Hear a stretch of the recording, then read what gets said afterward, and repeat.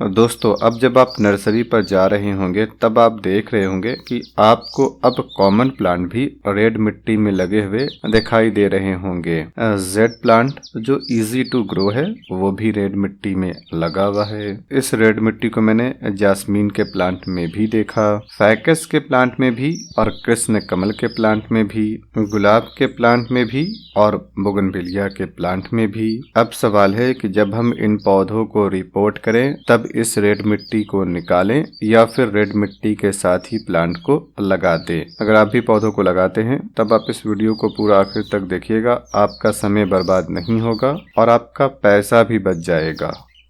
अगर आप ऐसे क्लाइमेट में रहते हैं जहां पर गर्मी बहुत ज्यादा पड़ती है और गर्मी के दिनों में और हवा में नमी की मात्रा कम होती है, यानी कि आपके शहर का मौसम हॉट एंड लो ह्यूमिडिटी वाला है, तब आप देखेंगे कि रेड मिट्टी में लगे प्लांट में आप पानी देंगे और कुछ ही घंटों के बाद और दोबारा आपको गर्मी के दिनों में पानी देने की जरूरत पड़ जाएगी, क्योंकि इस मिट्टी में ह्यूमस कम होता है, जिस कारण से ड्रेनेज सिस्टम तो बेहतर है लेकिन पानी को स्टोर करने की कैपेसिटी कम है। जब ये मिट्टी गर्मी के दिनों में सूख जाती है तब सूख जाने के बाद ये ज्यादा हार्ड हो जाती है, पानी को जल्दी अपने अंदर नहीं ले पाती है।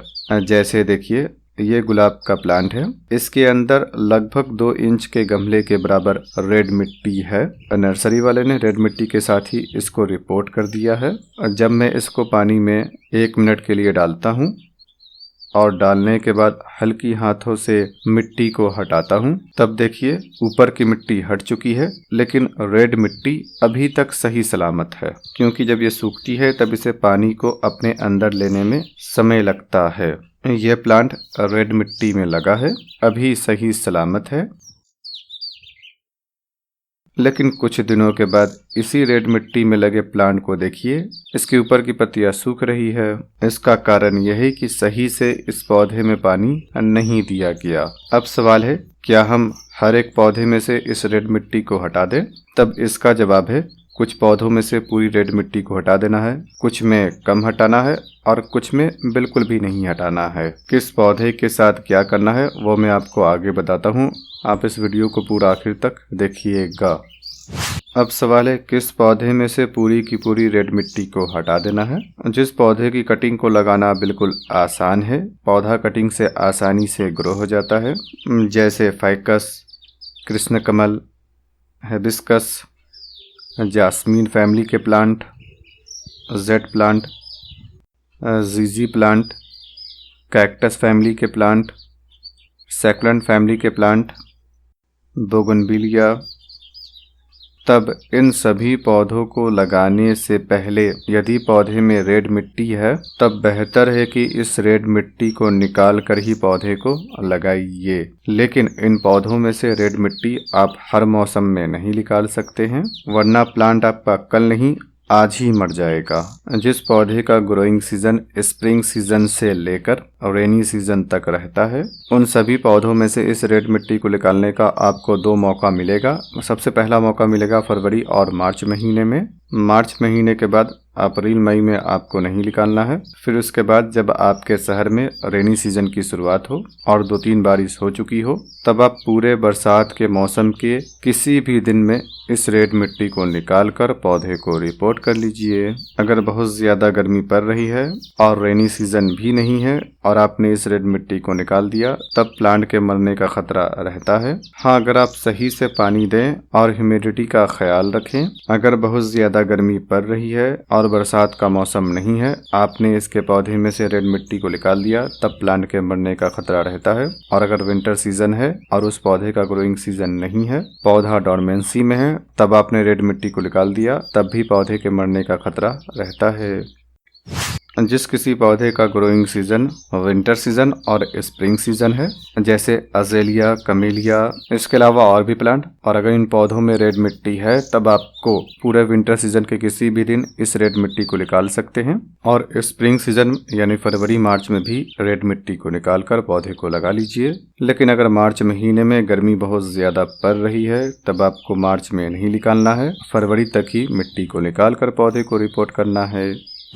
अब सवाल है किस पौधे में से इस रेड मिट्टी को कम निकालना है। जिस किसी फ्रूटिंग प्लांट को आप गमले में लगाना चाहते हैं या फिर कोई ऐसा फ्लावरिंग प्लांट या फिर फ्रूटिंग प्लांट है जिसकी लताएं होती है, तब जब आप इन पौधों को रिपोर्ट करें तब आपको 30 से 50% मिट्टी को निकाल कर पौधे को रिपोर्ट कर देना है। पूरी मिट्टी को निकालने की जरूरत नहीं है क्योंकि जिसकी लताएं होती है वो प्लांट बड़ा होता है और जो भी फ्रूटिंग प्लांट होता है वो भी बड़ा होता है। और क्योंकि ये प्लांट बड़ा है तब जहाँ तक इसकी रेड मिट्टी है वहाँ पर इसकी बारीक जड़ नहीं होती है, सिर्फ मोटी जड़ होती है, जिससे इस रेड मिट्टी का साइड इफेक्ट प्लांट को नहीं पहुँचेगा। मिट्टी पूरी तरीके से सूख भी जाती है तब भी प्लांट हरा भरा रहेगा। अगर प्लांट 8-10 इंच के गमले में लगा है तब उसकी 40% रेड मिट्टी को हटाकर पौधे को लगा दीजिए। यानी जितनी मिट्टी 6 से 7 इंच के गमले में रहती है उतनी मिट्टी को रहने दीजिए, बाकी को हटाकर प्लांट को लगा देना है। इसके अलावा जो भी प्लांट नाजुक होता है, ऐसे बहुत सारे इंडोर और आउटडोर प्लांट हैं जो नाजुक होते हैं, या फिर जिस पौधे में से मैंने रेड मिट्टी को निकालने के लिए कहा है उस पौधे में से रेड मिट्टी को निकालने का समय नहीं है यानी मौसम ख़त्म हो चुका है, तब जब आप उन पौधों को रिपोर्ट करें तब उनमें से 40 से 50% रेड मिट्टी को निकाल कर पौधे को रिपोर्ट कर लीजिए। बिना मौसम के अगर आपने पूरी रेड मिट्टी को निकाल दिया तब आपके प्लांट के मरने का खतरा रहता है, इसलिए आपको मौसम देखकर काम करना है।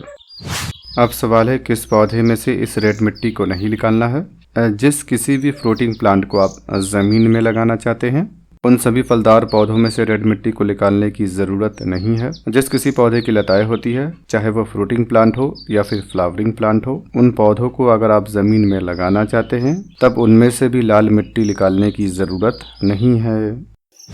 जिस किसी पौधे को आप, चाहे वो इंडोर हो या फिर आउटडोर हो, उसकी ऊंचाई 4 फीट से ऊपर होती है और आप उस पौधे को ज़मीन में लगाना चाहते हैं तब उस पौधे में से भी रेड मिट्टी को निकालना नहीं है, रेड मिट्टी के साथ ही ज़मीन में लगा देना है।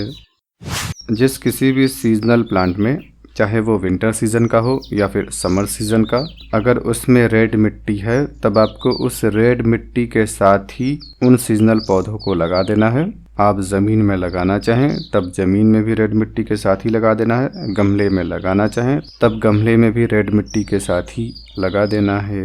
अगर आप सीजनल पौधों में से रेड मिट्टी को हटाएंगे तब उन पौधों के मरने का भी खतरा रहता है। सीजनल पौधों में से रेड मिट्टी को इसलिए नहीं हटाना है क्योंकि उन पौधों की ज़िंदगी कम है। अगर आपके पास कोई ऐसा प्लांट है जो है तो परमानेंट लेकिन आपके क्लाइमेट में सालों साल सर्वाइव नहीं करता है, जैसे क्लेंचू, विंटर सीजन में ये सही से ग्रो करता है लेकिन गर्मी और बरसात के मौसम में इसके मरने का खतरा रहता है, तब इन पौधों में से भी रेड मिट्टी को निकालने की ज़रूरत नहीं है।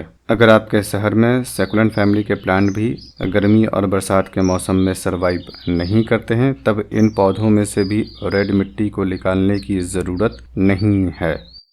अगर आप ऐसे क्लाइमेट में रहते हैं जहां पर गर्मी पड़ती है लेकिन हवा में नमी की मात्रा ज़्यादा है, यानी कि hot and high humid climate है, या फिर आपके शहर में रेड मिट्टी ही पाई जाती है, यह रेड मिट्टी इंडिया के 18% सरजमीन पर पाई जाती है। तमिलनाडु में, कर्नाटका में, महाराष्ट्र में, आंध्र प्रदेश में, छत्तीसगढ़ में, उड़ीसा में, झारखंड के कुछ इलाकों में, पश्चिमी बंगाल में और दक्षिणी उत्तर प्रदेश में, तब आपके शहर में ये रेड मिट्टी ही पाई जाती है। तब उसी रेड मिट्टी में आप अपने सभी पौधों को लगाइए। इस रेड मिट्टी को निकालने की ज़रूरत नहीं है। आप अपनी रेड मिट्टी में 30 से 40% ऑर्गेनिक पदार्थों को, कंपोस्ट, कोकोपीट या फिर राइस हस्क को मिलाकर प्लांट को लगा दीजिए, जिससे कि गर्मी के दिनों में भी आपको अपने पौधे में बार बार पानी देने की ज़रूरत नहीं पड़ेगी।